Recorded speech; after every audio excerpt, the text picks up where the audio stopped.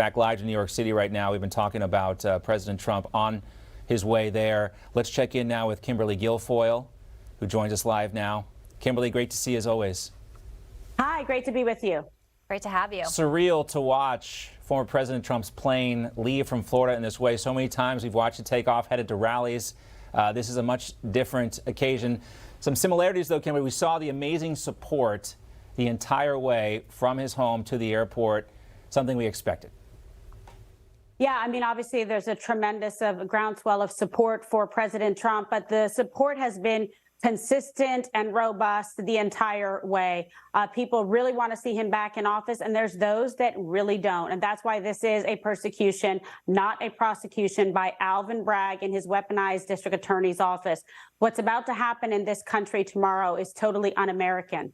I never thought that I would live to see the day that we would be going after people who disagree with our political beliefs, trying to prevent them from being in office. That's what this is about. It's election interference. It's unconscionable. And I hope after all is said and done, and President Trump is once again proved innocent, that there will be repercussions and accountability against Alvin Bragg and the office that did this to the former president of the United States. I served faithfully as a prosecutor for many, many years, and this is a sad day. You have tremendous power and discretion as a district attorney. You are supposed to uphold the law and be a neutral arbiter of the law and facts and apply them justly. That is not what has occurred here whatsoever. And to me, this is just something that every American, regardless of whether you're an independent, a liberal, Democrat, conservative, however you identify yourself, this should be an issue that all are united in, because if it can happen to President Trump, it can happen to any one of us, and is very dangerous precedent that they are establishing here.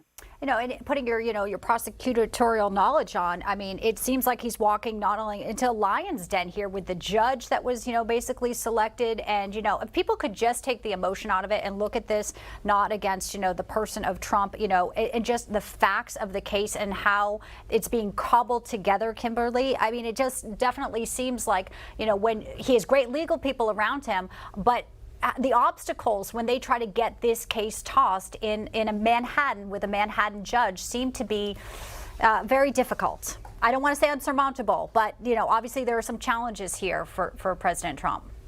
Well, hopefully there's a great, law-abiding jurors and people who will serve and will go against what a, biased judge might or, may not do in this particular case. But the facts remain the same, that President Trump is innocent. This is an illegal indictment. It is not based on law or facts or any evidence. You have the Southern District flat out refused to any further case in this. Same with the FEC. So now they're trying to bootstrap it, go against even statute of limitations to just bring this case against the district attorney's office. And why is it that it seemed like the district attorney was not proceeding forward on it? Then all of a sudden he was, because Democrats and Soros-backed people were upset that he actually wasn't going to try to throw the book against President Trump. I mean, this is just so outrageous and so sickening. But guess what?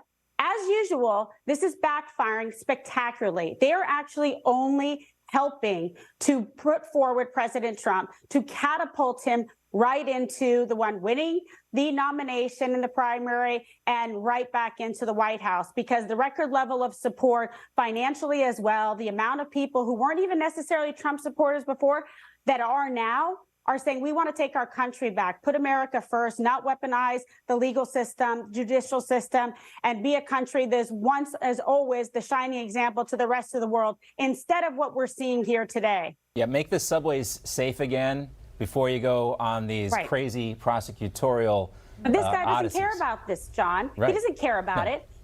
New York is now the likes of Will Smith, I Am Legend. It's a zombie apocalypse. People are running around. They're afraid to go on the subways, afraid to walk to school or go to work, get on the buses, because it's rampant with crime. It's filthy and disgusting. There's no quality of life. Okay, and this guy just lets a revolving door. He reduces felonies to misdemeanors. He doesn't go after violent criminals. It's a complete disaster. He should be thrown out of office for all of these reasons. He has completely failed to serve his oath and his office by making New York a safe place to live. He has not. He is endangering women, children, families, communities, putting businesses out of work because he is not doing his job. Instead, he's hell-bent on persecuting Donald Trump. But there will be accountability in this case. And Alvin Bragg should be very worried about that. He doesn't deserve the pristine, esteemed office that he is holding because he has violated the trust of the American people and he has destroyed New York City. It is the #1 responsibility of any government entity just to make sure your constituents are safe. And we're not seeing that with Alvin Bragg. Kimberly Guilfoyle, great to see you. Thank you. Thanks, Kimberly. Great to see you.